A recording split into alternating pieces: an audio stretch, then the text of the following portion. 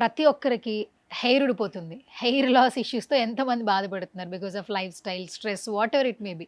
First hair loss అయిపోగానే concentration పోతుంది. Confidence levels తగ్గిపోతున్నాయి. ఈ హెయిర్ లాస్ నుంచి బయటపడాలంటే మీరు చెప్పే సలహాలు, సూచనలేంటి? హెయిర్ లాస్ అంటే ఏంటి? సో, మనకి రెగ్యులర్‌గా 80-100 హెయిర్ అయితే ఊడిపోతుంది.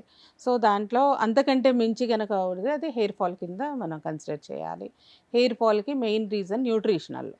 మనం ఫుడ్ సరిగ్గా తీసుకోకపోవడము, ప్రాపర్ న్యూట్రియంట్స్ లేకపోవడము, డైటింగ్‌లు చేస్తూ వీటన్నిటిలో కంపల్సరీ హెయిర్ ఫాల్ అనేది మనం చూస్తూ ఉంటాం. అలా కాకుండా కొంతమందిలో హార్మోనల్ ఇష్యూస్. హార్మోన్స్ అంటే పీసీఓడి గానీ, థైరాయిడ్ గానీ ఉన్నప్పుడు కూడా హెయిర్ అనేది ఊడుతుంది.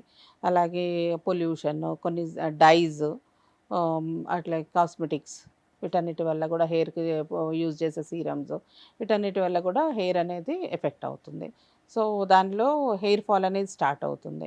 హెయిర్ ఫాల్ స్టార్ట్ అయినప్పుడు దాన్ని కరెక్ట్ చేసుకోలేదు ఇమ్మీడియేట్‌గా అంటే అది రెస్టింగ్ ఫేజ్‌లోకి వెళ్ళిపోతుంది. ఇంక మళ్ళీ హెయిర్ అనేది రీగ్రో అవ్వదు.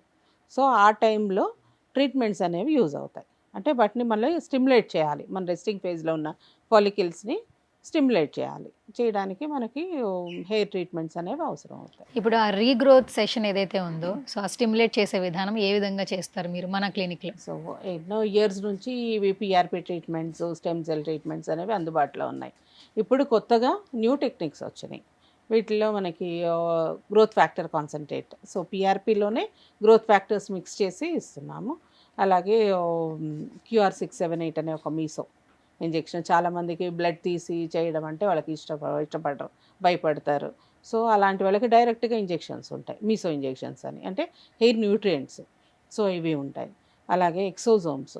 ఈ స్టెమ్ సెల్స్ లాగే మనకి ఎక్సోజోమ్స్ కూడా సెల్ లెవెల్ థెరపీస్ ఇవి. సో, ఎక్సోజోమ్స్ కొన్ని మన సెల్స్ నుంచి తీస్తారు. కొన్ని ప్లాంట్ స్టెమ్ సెల్స్ నుంచి, కొన్ని బాడీలోంచి, అదర్ బాడీస్‌లోంచి స్టెమ్ సెల్స్ అనేవి తీసి మనకి ఎక్సోజోమ్స్‌లా కన్వర్ట్ చేసి మనకి ఇంజెక్ట్ చేస్తాం. దాంట్లో కూడా మనకి హెయిర్ అనేది రీగ్రో అవుతుంది. సో, ఈ రీగ్రో గాని పక్షంలో మనకి కొన్ని ఒక స్టేజెస్‌లో రీగ్రో అవ్వదు. అంటే ఆ రూట్స్ అనేవి డెడ్ అయిపోయి ఉంటాయి.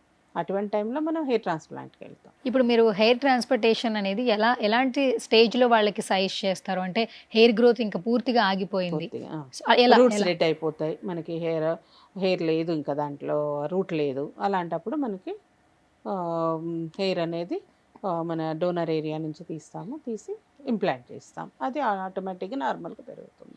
సరే, ఇప్పుడున్న లైఫ్ స్టైల్‌కి, మోడిఫికేషన్స్‌కి చాలా మందికి హెయిర్ లాస్ అవుతుంది మ్యామ్. ఫీమేల్స్‌లో ఎస్పెషల్లీ. సో, వాళ్ళొచ్చి మిమ్మల్ని అప్రోచ్ అయితే వాళ్ళని ఈ ప్రాబ్లమ్ నుంచి ఎలా మీరు బయటపడేస్తారు? సో, న్యూ టెక్నిక్స్ ఏవైతే ఉన్నాయో అవి మనము కరెక్ట్ రూట్ కాజ్ చూసుకొని అప్పుడు ఇస్తాము. ఒకవేళ సింపుల్‌గా కరెక్ట్ అయ్యేదైతే సింపుల్ ట్రీట్మెంట్స్ ఉంటాయి. లేదు మనకి రూట్ లెవెల్ నుంచి మనకి ఒక్కోసారి 1 హెయిరే వస్తది రూట్ నుంచి 2, 3 బదులు. సో, అటువంటి వాటిల్లో మనం స్టెమ్ సెల్స్‌కెళ్తాము. అట్లాగే ఎక్సోజోమ్స్ సజెస్ట్ చేస్తాము. లేదు అంటే సింపుల్ పీఆర్‌పీస్, జీఎఫ్‌సీస్ అవి మనం అసెస్ చేసుకోవాలి. ఏ స్టేజ్‌లో ఉంది ఇది.